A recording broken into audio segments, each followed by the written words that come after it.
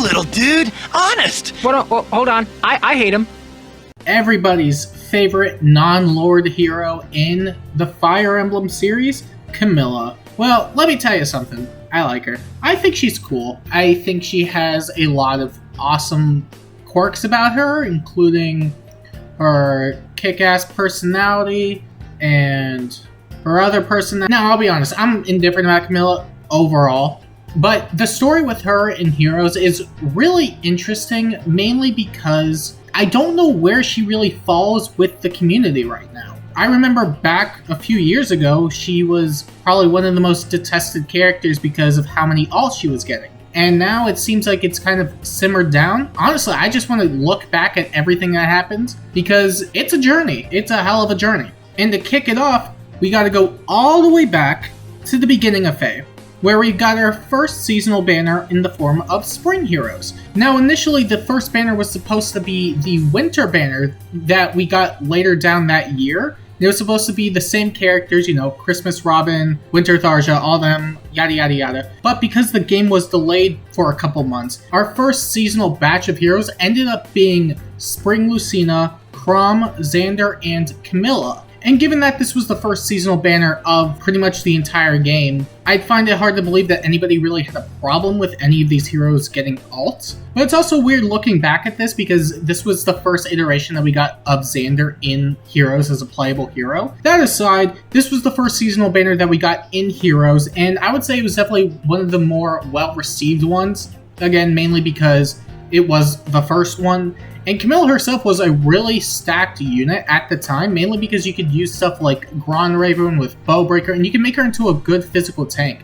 For anyone who played all the way back then, that was definitely one of her best sets. Even so, this was the second iteration of Camilla that we got, and for the rest of the year, we didn't get anything regarding Camilla whatsoever. But we did get a lot of Fates and Awakening alts. We're talking Brides, we're talking Summer, we're talking Performing Arts. Best Performing Arts banner, by the way. I swear that's not even biased, I just think the costumes are all really, really nice. So, Performing Arts is a really cool theme, they should bring that back. Halloween, Winter, and then following, we got New Year's. And to at least be a bit fair here, Awakening and Fates were definitely the highlights of the series at that time, mainly because they were the ones that helped quote-unquote revive the series, although there's whole debates about that one, but usually everyone points to Awakening as the one that saved the series. Nevertheless, they pumped out a lot of Fates and Awakening units that year, and I do believe back in 2017 people were fine with it. However, following that year, I was definitely sure people wanted to see more representation for their games.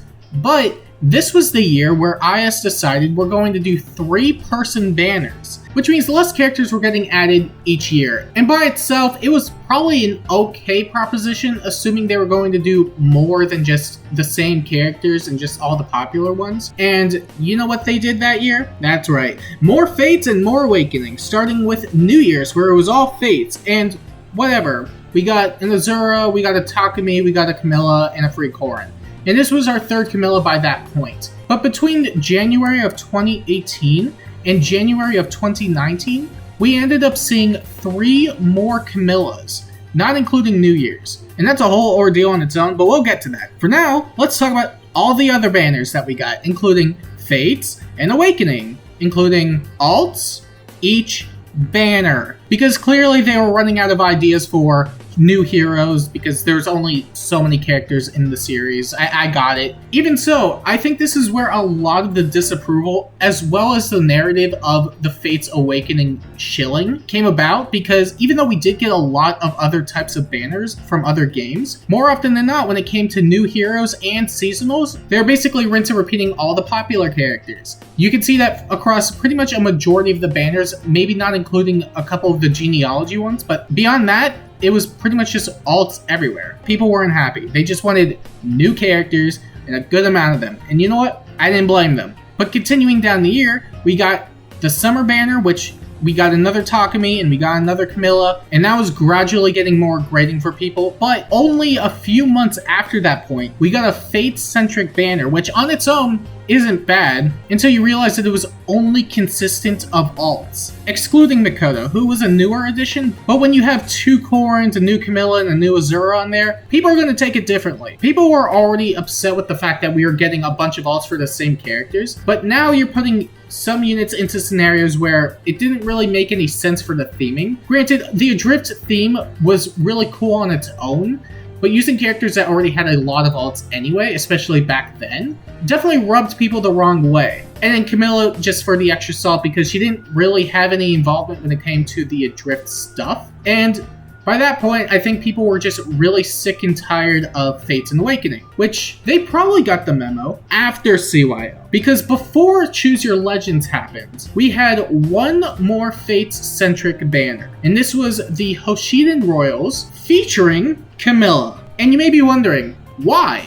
Well, I don't know. They decided one last hurrah before CYL, and as far as I know, this is probably the most disliked banner of all time. More alts for people who already had a bunch of alts, and Camilla marking this the 6th alt for her. And let me tell you something, the community was so upset, so angry, that they decided the best thing to do was have Camilla win Choose Your Legend 3. Now, it was a bit difficult to determine what the leading consensus was with this, but as somebody who was active in the community back then, I can tell you that there were two sides of this whole thing. On one side, you had the people who basically wanted to vote her out, so in the future, if we were to get more CYLs, which we did, you wouldn't be able to vote for her anymore, meaning that you couldn't give intelligence systems the impression that you wanted more alts for her that year. And on the other hand, you had people who just wanted to piss off the community, which, I'll be honest, I was part of the second demographic, where I thought it was hilarious. People wanted her out. They just wanted her out, even if it meant one